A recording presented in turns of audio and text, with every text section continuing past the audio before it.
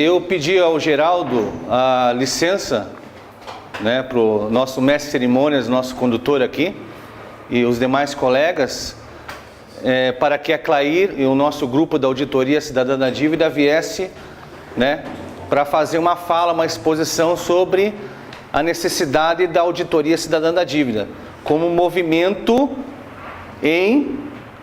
na direção, um vetor que conduza uma mobilização para essa sociedade entender a gravidade, a séria questão que envolve a dívida pública brasileira.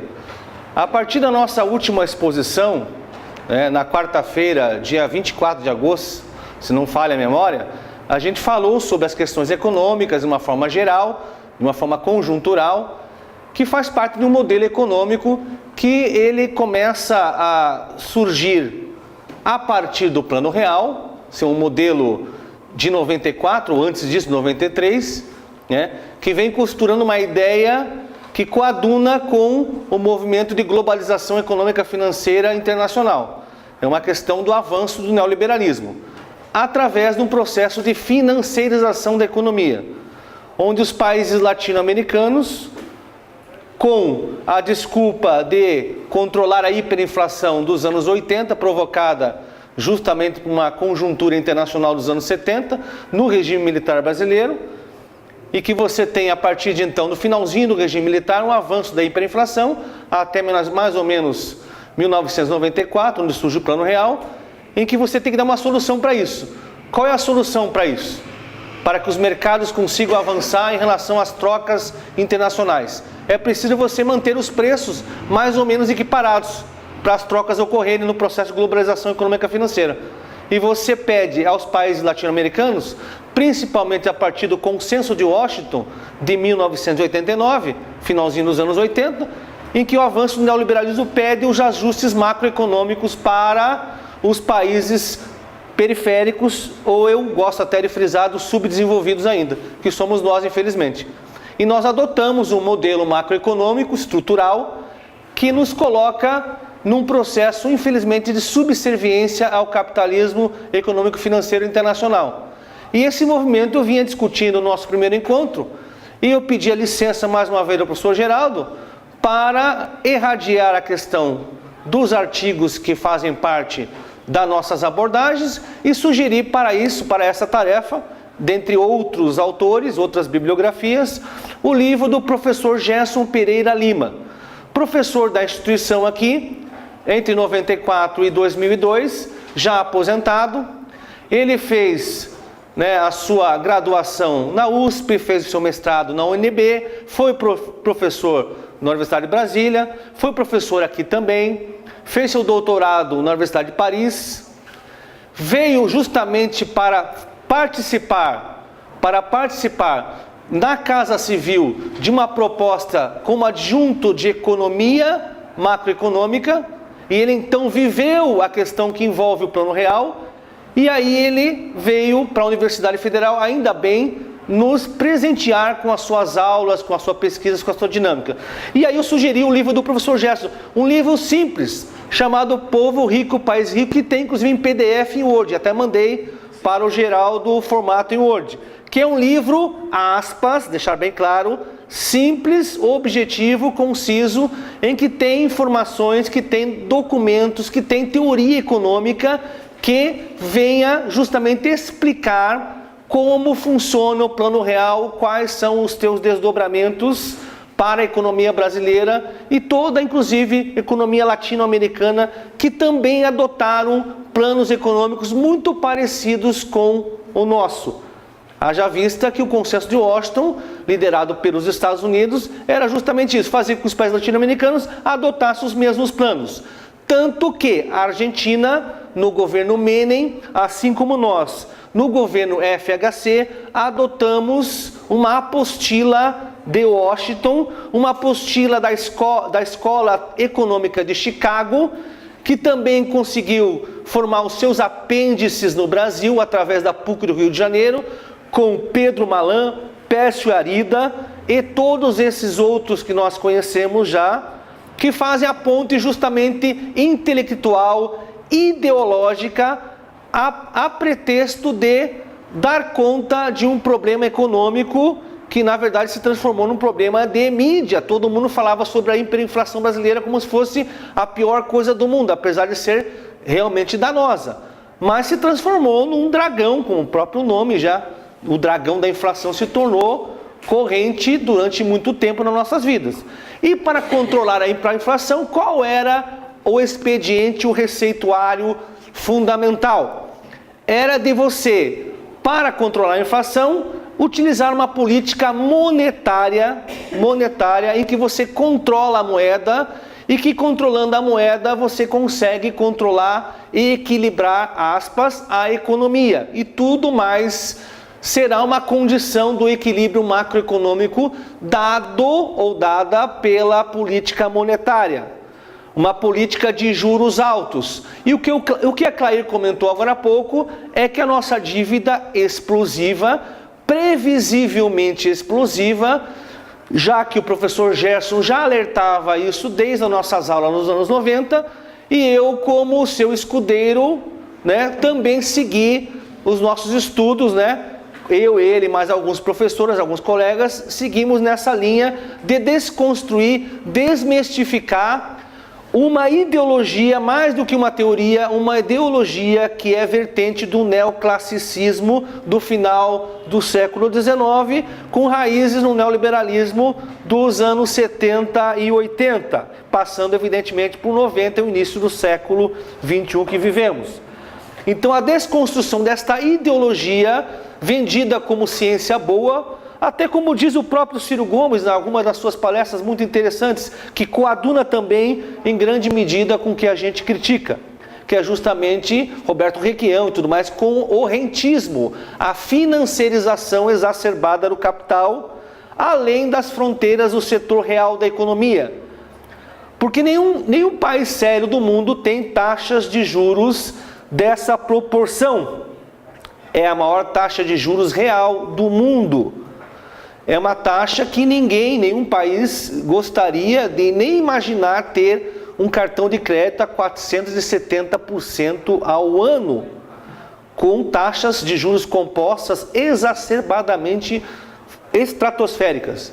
Então isso faz com que ocorra o seguinte: num processo de uma economia onde os agentes econômicos buscam nacionalmente ou localmente os melhores rendimentos possíveis, com menos custos e riscos, a financiarização do capital ela vai nessa direção. Por quê? Porque é o chamado, traduzindo economês para nós aqui, é o custo de oportunidade. Toda hora que a gente escutar essa palavrinha, custo de oportunidade, significa que é a melhor escolha de investimento dentre as opções apresentadas. E essa certamente é a melhor escolha disparada no Brasil, porque não há precedentes históricos.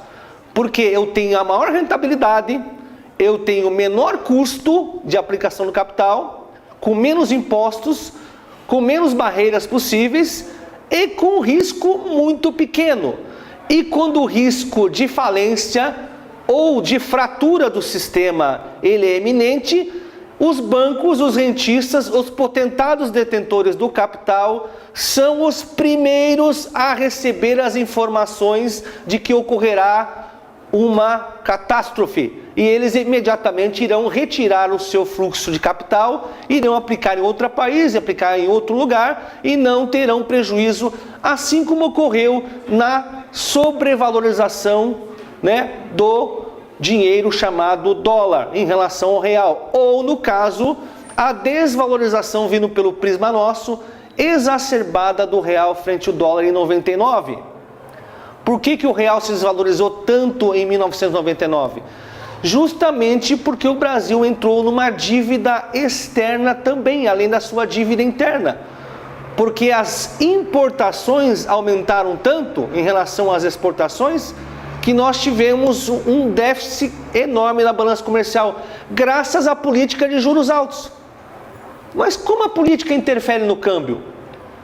Veja bem, quando os juros são elevados, os juros elevados, eles atraem capital internacional para o país.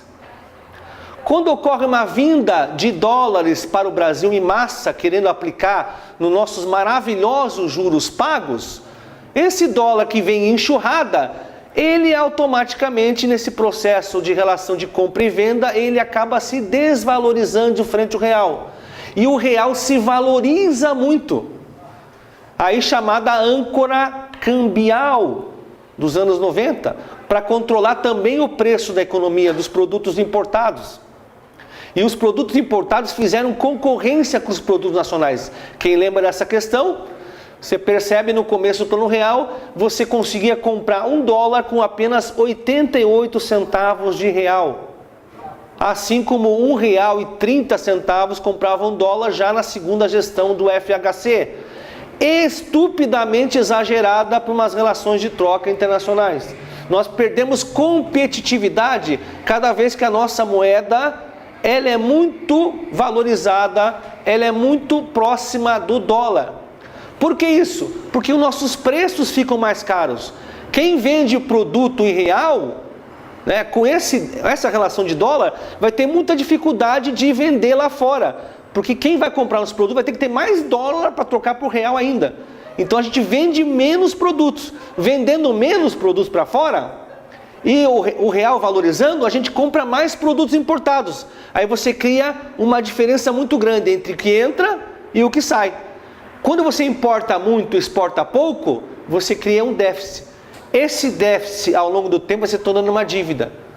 Assim como ocorreu com a FHC, infelizmente ocorreu com a Dilma na sua segunda gestão, onde ela foi obrigada, quem lembra aqui, ela foi obrigada a desvalorizar às pressas o real, porque na verdade estava perdendo receitas e estava precisando também de receitas, porque a crise fiscal veio com a taxa de juros, que chegou infelizmente no governo do PT, na segunda gestão Dilma, a 14,75% ao ano, inacreditáveis, para uma gestão de centro-esquerda. Então, o modelo econômico, ele perpassa os partidos políticos, porque você tem que ter muita força para combater o mercado financeiro internamente e as forças externas. E aí quem critica que está fora do governo, acha que você pode bater de frente. Evidentemente, é uma luta política, uma correlação de forças. Há um cabo de guerra, que na verdade sempre tende, em grande medida, a defender aqueles que têm mais recursos, que têm mais força política. O mercado financeiro é o grande mentor desse processo todo, é o grande tem uma potência, ele coloca uma potência para fora de uma dimensão ultranacional, supranacional, e que na verdade é quase que impossível você manter uma barreira se isso não for, de certa forma, ajustado ou negociado, como o governo Lula fez, principalmente no seu primeiro ou segundo mandato. Então é uma relação de forças que nenhum governo consegue governar se não tiver esse tipo de política. Então a Claire fala da política, a política é na verdade aquele fio condutor que vai negociar o que a gente vai fazer na economia. Que infelizmente quem tem mais força ali vai ter que negociar com aqueles que têm menos e vice-versa, em patamares que a gente sabe o que vai dar. Então o que a Claire falou? Falou que a dívida é explosiva e os números mostram bem. Nós vamos terminar 2017 com o orçamento da União para 2018 com praticamente 50% do orçamento, isto é, metade do orçamento da União para pagamento de juros da dívida pública. E por que isso acontece?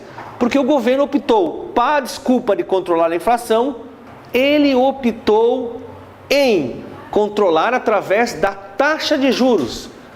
E o que faz a taxa de juros? Ela enxuga a liquidez da economia. Só que tem um problema. A nossa inflação não é uma inflação de demanda. O que é a minha inflação de demanda? As pessoas buscam o produto e a oferta é insuficiente para a demanda e surge um aumento de preço. A nossa inflação ela surgiu no segundo mandato da Dilma, principalmente por dois fatores primordiais. Primeiro, o aumento absurdo das tarifas públicas, que ela aumentou. E segundo, a desvalorização do câmbio, que fez com que a gente tivesse que pagar mais por produtos importados que a gente não tem. Então, os produtos importados, quando aumentam pela taxa de câmbio. Se desvalorizou o câmbio, eu vou pagar mais para comprar um produto importado. É o exemplo do pãozinho do trigo. nós importamos, infelizmente, trigo. Se nós importamos trigo, pagamos em dólar no mercado internacional. Isto é, se desvalorizou o real, nós vamos pagar mais pelo trigo. E isso faz com que a cadeia do aumento de preço, da inflação, ela vá percorrendo outros caminhos. E isso acontece porque 3 movimentos aí. Aumento de petróleo, absurdo que teve mesmo. Esse aumento da energia elétrica, muito grande. Aumento do custo da água, evidentemente também em função de seca, em função de uma série de outros fatores. Crise internacional, menos receita externa que o governo teve, vendeu menos produtos ainda, né? Aí você vai ter menos dinheiro para você pagar o juro da dívida pública, você tem que emitir mais títulos ainda, ficar mais refém no mercado financeiro. E isso fez com que o governo Dilma ficasse refém desse processo mais ainda. Eles não aceitaram o pagamento de juros, que a Dilma tinha até baixado os juros para 7,25% ao ano, foi o menor nos últimos tempos. Só que com o aumento da inflacionário, quiseram fazer o quê? Controlar a inflação com o aumento de juros novamente. Mais uma vez o receituário do consenso de Washington, da escola de Chicago, do monetarismo, que não vai absolutamente a lugar algum. E aí o endividamento é iminente. Assim como a dívida pública explodiu na Argentina, não sei se vocês lembram, o que aconteceu com a Argentina, e a Argentina fez pior. Ela colocou a paridade cambial em 1 peso para 1 dólar, na Constituição. Então, assim, se eu erro, pior ainda, porque você não consegue competir no mercado internacional de forma alguma. O que aconteceu? A Argentina quebrou pelo câmbio, entrou em colapso, até pediu falência, ou default, ou moratória, que é o nome que se dá isso. O Brasil quase pediu. O Brasil só não pediu no governo FHC porque ele conseguiu fazer um acordo com o Fundo Monetário Internacional novamente, né? E que nesse acordo do Fundo Monetário Internacional, José Serra, Maria da Conceição Tavares estavam nesse acordo e quiseram para esse acordo já privatizar a Caixa Econômica Federal e o Banco do Brasil. E não conseguiram naquele momento, porque era um momento de transição. E era um momento que o governo FHC estava em baixa, por isso que não conseguiram. Mas já estava lá atrás, no plano, um projeto de privatizações a despeito de dizer o seguinte: precisa privatizar, assim como a Argentina fez também, privatizou as suas estatais, acabou quase com tudo. E o governo Kirchner, o seu marido, depois ela, a esposa, a dama, que tomou a presidência, teve que reverter algumas privatizações. Mas mesmo assim foi insuficiente para mudar esse modelo perverso de uma dívida astronômica, de um problema econômico que acabou colapsando a economia argentina, e nós também entramos por essa vertente. E por que nós quebramos de novo no governo Dilma? Porque nós não rompemos com o modelo macroeconômico. Nós mantivemos o modelo de sempre, isto é, baseado em elevadas taxas de juros, câmbio muito valorizado ou sobrevalorizado, porque esse populismo cambial que as pessoas imaginam, a gente também teria que desmistificar. Porque assim, não é porque a moeda está mais próxima ao dólar, significa que a economia está bem. Tanto não estava bem, que a gente tinha 1 para 1 praticamente no começo, e nós quebramos nos anos 2000. E resolvemos, para dar conta do nosso acordo do Fundo Monetário Internacional, fazer a lei de responsabilidade fiscal. A lei de responsabilidade fiscal, é por isso que os estados estão nessa também, tá? Porque daí colocou na lei, já tinha na Constituição que tinha um limite de gastos, que tinha que ser um limite de gastos coerente com a arrecadação do Estado, já estava na Constituição de 88, mas resolveram fazer uma lei perversa a despeito de controle dos governos, dos governantes dos estados, dos municípios, e colocaram teto de gastos para os servidores, para a máquina pública administrativa, só que na lei de responsabilidade fiscal não colocaram teto para pagamento de juros, isto é, para pagamento de juros não tem teto. Agora, para servidores, máquina administrativa, tem. Isso, inclusive, é um comentário do professor Gerson, neste livrinho, que eu aconselho dar uma olhada, porque ele tem até um glossário lá atrás com as expressões, com o que significa cada questão, ajuste fiscal, déficit primário, superávit primário, o que são essas coisas. E eu acho que é muito interessante para quem, inclusive, está iniciando no estudo da economia, que na verdade é um estudo árduo, ele é difícil mesmo, até para nós, toda hora a gente tem que estar mastigando o que vem por aí, não é fácil mesmo, mas eu acho que a gente tem que começar, porque a economia pauta tudo, sendo até marxista demais agora. A economia pauta tudo. E nessa economia, nessa abordagem macroeconômica keynesiana do Gerson, lembrar que o Gerson é um keynesiano, mas lembrar que o Keynes é um leitor assíduo de Marx. Quer dizer, assíduo e ácido de Marx.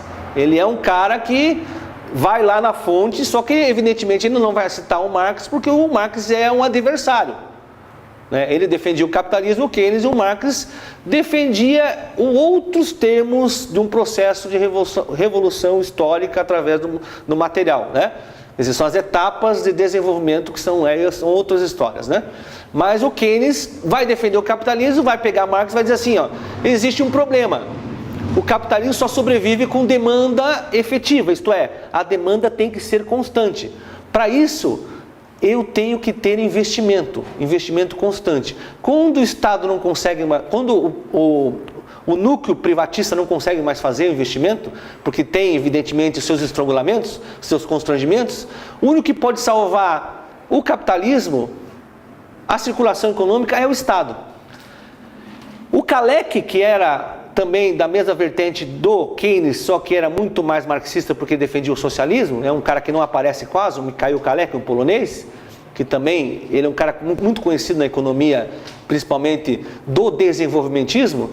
Eles vão dizer o seguinte, olha, não há como o liberalismo se sustentar, não há como. É impossível você colocar as leis de mercado para funcionar e achar que o mercado é autorregulável. Isso não vai funcionar. Então nós temos que ter Estado. Tanto é que Franklin Delano Roosevelt, por 4 vezes nos Estados Unidos, adotou políticas macroeconômicas keynesianas para salvar os Estados Unidos. O welfare state, Estado de bem-estar social, pautou-se na questão keynesiana, o Estado keynesiano. O próprio Estados Unidos da América pautou-se no Estado keynesiano capitaneado por gastos militares. Todos eles se pautaram por isso. E a partir do nosso rompimento, que é os anos 70, que é um esgotamento do padrão fordista de produção, queda do ciclo econômico, qual foi o argumento dos neoliberais, que eram liberais antes? Diz assim, viu? O keynesianismo também não conseguiu dar conta dos seus problemas, das questões econômicas. Vamos tentar fazer com que esse Estado intervenha o menos possível na economia, porque eu acho que esse é o caminho. E na verdade vendeu uma ideologia que não é ciência. Aliás, ela está na academia recheada, que eu chamo dos economistas, dos banqueiros, na Globo News e todos esses mais, sejam jornalistas ou até acadêmicos, que defendem essa estrutura, esse modelo, infelizmente, e que tentam explicar a economia por um viés que, na verdade, empiricamente, ele não é defensável. Não repito, empiricamente não é defensável. Mas como é que esses caras fazem ciência e empiricamente não é defensável? Eles fazem. Assim como há ciência para tudo hoje, que na verdade vende ideologias, mesmo que seja para construir mentes e corações. Você tem que fazer a defesa de algum interesse. Esse interesse não é um interesse acadêmico, é um interesse de mercado. E aí as posições dizem o seguinte, é importante sim, o juro tem... Por que o juro é alto no Brasil? Porque o Brasil precisa do financiamento, precisa do dinheiro. Como precisa do dinheiro se tem a Casa da Moeda que fabrica dinheiro e que tem um Banco Central que emite dinheiro? Como é que o Brasil precisa pegar dinheiro emprestado? Ali, veja bem, qualquer um deveria questionar isso, Se o país tem uma Casa da Moeda, que ainda por enquanto é nacional, e tem o Banco Central do Brasil, que por enquanto ainda é brasileiro, apesar das suas distorções, como é que você não tem dinheiro? Como é que ele não pode emitir dinheiro? Pode emitir dinheiro sim, tanto é que ele emite para pagar juros. Só que, vejam só, à medida que essa dívida avança, e o que na verdade está acontecendo agora no Brasil é o seguinte, o Meirelles não consegue bancar sua teoria. Ele não consegue fazer valer a prática concreta que é colocada. Ele está assustado também. Assim como o sistema financeiro também está de olho. Porque esses caras não vão conseguir dar conta do seu pagamento. É isso que eles estão pensando. Por quê? Ele está fazendo um severo ajuste fiscal. O que é o ajuste fiscal? É corte de gastos, que está acontecendo agora. E o orçamento para 2018, até mandei para o pessoal do coletivo NESEF, eu mandei um videozinho lá do contingenciamento do orçamento para o ano que vem. É uma coisa assim, escandalosa. Isso nós estamos entrando praticamente no primeiro ano de PEC.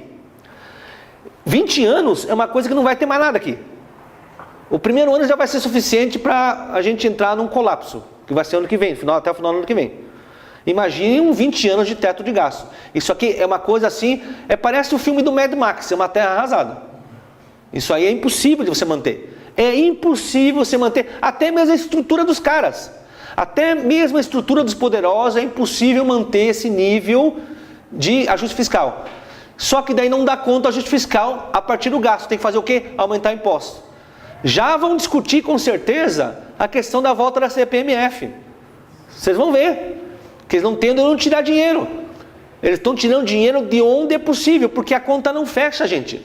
Porque a conta dos juros ela é muito maior do que o superávit primário acumulado. O que é o superávit primário na linguagem do economês?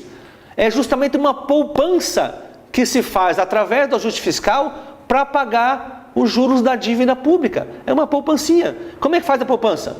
A gente corta gás de um lado e a gente arrecada de outro.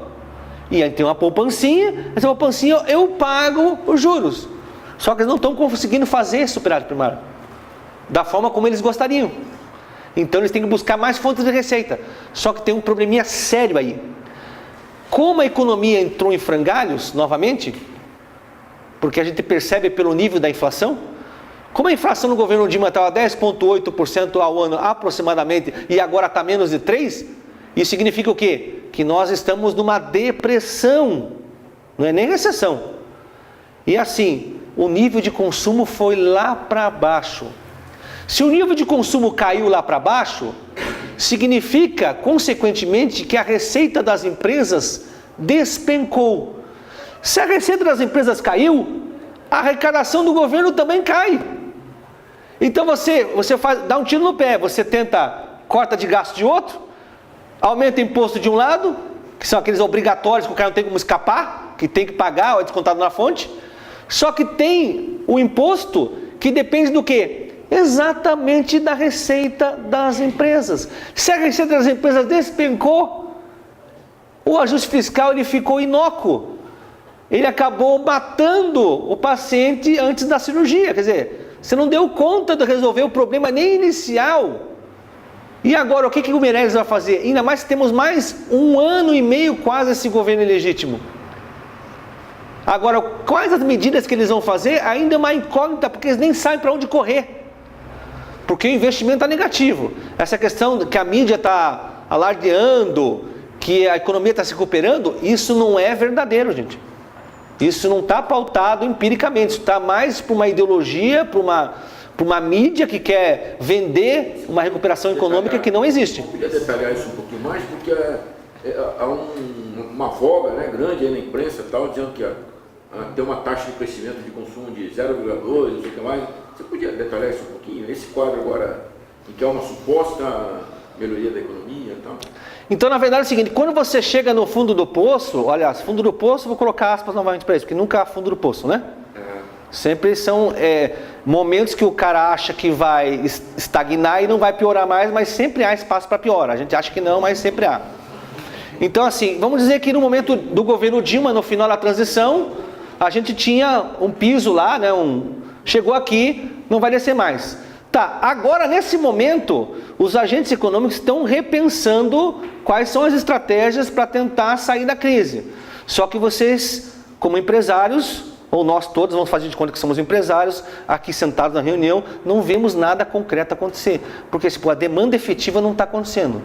Aliás, aí o governo dispara com a questão de liberar uma parte do fundo de garantia dos inativos, para tentar dar uma sacudida também. Além de pagar dívidas que devem, quem sabe o consumo dá uma melhorada, mas mesmo com isso tudo, que foram alguns bilhões aí colocados na economia, mesmo com tudo isso, gente, não houve movimento ainda suficiente. Quer dizer, no primeiro momento há um estanque da sangria, estancou a sangria por enquanto, porque daí é novo governo, né, eles estão ainda se posicionando, pensando o que fazer, mas só que já se passaram mais de 1 ano que este governo está aqui, e para esse momento atual é muito tempo, o tempo é relativo, né? Mas é muito tempo perante uma situação de crise, ficar mais 1 ano e 3 meses nesse clima.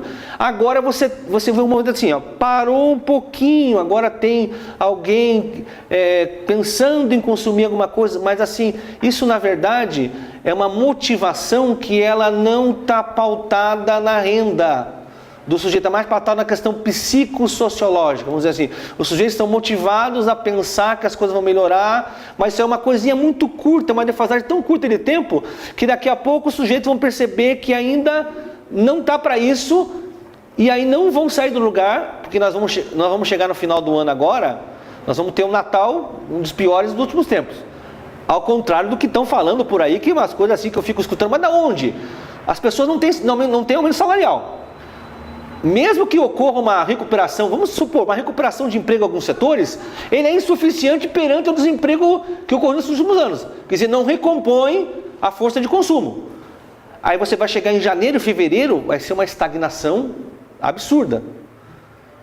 E aí nós vamos ter um momento político que esse ano, inclusive, aliás, esse ano pro ano que vem, inclusive, vai ser um momento atípico de crescimento econômico, porque temos eleição, justamente na eleição, o governo ou os governos de plantão, eles tendem a despender alguns gastos para incentivar alguns setores da economia e reativar para você ver o que acontece. Mas eu tenho uma intuição sobre isso, que eles não vão conseguir fazer isso nem em ano eleitoral e vai ser a primeira vez que isso vai acontecer. Claro, eu não sou Nostradamus, gente, por favor. Mas assim, o que a gente vê, a gente analisa as perspectivas, olha os dados, o pessoal fala da recuperação econômica, mas se você olhar, por exemplo, o investimento, ele ainda é negativo. Se o investimento é negativo, como é que você pode ter avanço do emprego e do consumo? Porque o investimento é negativo. Vamos lembrar o seguinte, a lei de Sé, do Jean-Baptiste Sé, que era um clássico da época de Smith e de Ricardo, na época dele até fazia sentido, porque era a Revolução Industrial primeira, a transição para a segunda e tudo mais. Toda oferta gera sua própria demanda. A gente até desculpa ele, por mais liberal, por mais clássico que ele seja, porque era o momento de ainda avanço do sistema capitalista. Mas agora não faz sentido algum, gente. A demanda, ela que faz com que a oferta ela seja reativada. É o meu despertar da demanda que dá um sinal para a oferta, precisa produzir mais. Mas para reativar a demanda, precisa reativar emprego. Para reativar emprego, precisa reativar investimento. Porque é do investimento que surge a produção que gera o emprego que gera a renda gera o consumo, e a receita das empresas aumenta, a arrecadação tributária do governo aumenta, e evidentemente o governo tem mais recursos para o orçamento. Agora, se ocorre uma mobilidade de capital, capital se move, pensando no rentismo, que é o custo de oportunidade mais favorável que ele tenha, que geralmente são os grandes potentados, detentores do capital, têm em volume enorme, eles vão fazer o seguinte, enquanto tiver renda nos juros, eu vou para o juro. Enquanto tiver renda no juro, eu vou para o juro. Ele vai fazer esse movimento. Até a própria Fiesp, quando diz assim, ó, nós somos contra os juros do governo, porque é um juros absurdo, na verdade é um discurso. Porque os grandes industriais, os grandes empresários, eles também aplicam o seu dinheiro nos juros. Não dá para se iludir com isso. É um discurso de defesa do empresário, mas o empresário médio para baixo, para você obter força política. Mas os grandões, eles utilizam do mesmo expediente. Na hora do discurso do SCAF é uma coisa, agora a prática do SCAF é outra. E aí o que acontece? Nesse movimento, com essa depressão econômica que a gente vive, mesmo em 2018 com a eleição, a gente não consegue reativar a economia porque não tem dinheiro, porque não tem de onde tirar, porque você tem que fazer superávit primário, você tem que fazer caixa para pagar juro. E a taxa de juros baixou por quê? Porque o governo Temer é bonzinho? Não, porque o sistema bancário vai chegar num colapso. Por quê? Porque não vai ter dinheiro para a rolagem dos juros, nem para isso. Então o governo Temer foi obrigado, não só para reativar um pouco a economia, mas principalmente para dar fôlego para o próprio governo conseguir pagar os juros. Porque é melhor que o governo pague menos juros do que o governo não pague. Portanto, temos que baixar os juros para continuar neste jogo de rentismo. Esse jogo de rentismo precisa continuar. A gente aceita baixar o juro para continuar o jogo do rentismo. Agora, é melhor aceitar baixar os juros do que perder com uma taxa de juros absurda perder a partida e daí não ter de onde tirar dinheiro, o Estado falir. E aí se vai falir, então vai acontecer uma ruptura. É isso que eles não querem, eles querem a continuidade do modelo. Eles não querem romper. Porque se romper o modelo, esse modelo vai ser discutido. Eles não querem discutir esse modelo macroeconômico rentista. Eles querem continuar. Eles aceitam então negociar. Só não aceitaram negociar com o governo Dilma. Aí eles foram empurrando até chegar a 14,75% ao ano e evidentemente a crise explodir. A crise fiscal não é uma crise de gasto primário, vamos lembrar bem. O que é gasto primário? Gasto com saúde, educação, previdência e outros mais, com a máquina administrativa e tudo mais. O nosso problema é gasto com juros. A Clair muito bem apresentou lá o nosso quadro do orçamento, metade do orçamento pagar juros, isso é inadmissível. Outro ponto da Previdência, por que querem a Previdência? Eles querem a Previdência enxuta para realocar seu capital para o pagamento de juros, porque a desvinculação das receitas da União já tira 30% da Previdência. 30%, ela abocanha. Lembrando que a Previdência não tem déficit, porque a Previdência não está sozinha. A Previdência está na Seguridade Social desde a Carta Constitucional de 88. O que é isso daí? Previdência, assistência social, saúde. Está tudo lá. Quais são os impostos? São 8 impostos.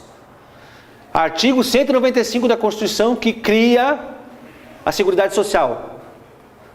Artigo 194. 195 coloca os impostos que vão dar conta da remuneração do pagamento desses serviços sociais. PIS, PASEP, COFINS, contribuição social sobre o lucro líquido. Você tem uma série de outros impostos ali que dão e passam suficiente da conta para dar suporte à Seguridade Social brasileira. E aumentando a questão da sonegação, que no Brasil chega mais ou menos a 400 bilhões de reais, aí você tem superávit e não tem déficit. O déficit é uma falácia para vender a questão de você enxugar a Previdência para realocar esses valores da Previdência para o setor financeiro, para o mercado financeiro, a despeito da Previdência estar quebrada. Esse é o grande discurso que vem para a imprensa, vem para todo mundo e as pessoas infelizmente compram. Os meus colegas na faculdade que eu dou aula compram esse discurso, toda hora tem que falar para os alunos, não é assim. Desculpa, companheiro, eu vou ter que desmistificar isso aí. Porque não é possível, a gente não pode também deixar o colega, tem de dar de cátedra dele, mas aí eu entro na aula seguinte e diz assim, não é isso. Respeito o colega, boa pessoa, bom profissional, mas isso aqui não é verdadeiro. A Previdência não está quebrada por causa disso, disso e aquilo. Então, o sistema social está sendo desconstruído, desmantelado, a despeito de uma transferência de renda do setor real da economia, que são a produtividade, bens e serviços, e do Estado para o pagamento de juros da dívida pública. É uma transferência de renda e, ao mesmo tempo, uma concentração de renda.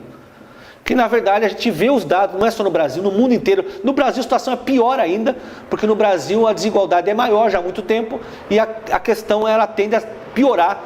Haja vista o videozinho do orçamento que eu passei para vocês aí, que é realmente uma aberração. Quer dizer, você já tem uma recessão econômica, você vai diminuir recurso de Bolsa Família, vai diminuir recurso da Seguridade Social, de um monte de outras áreas importantíssimas para a sobrevivência das pessoas. Não é nem viver, é sobreviver.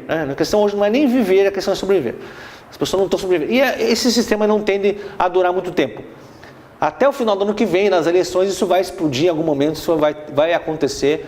Um outro rearranjo que a gente ainda não sabe qual é, porque as forças que estão aí, vão, até entre eles mesmos, vão lutar por um espaço político.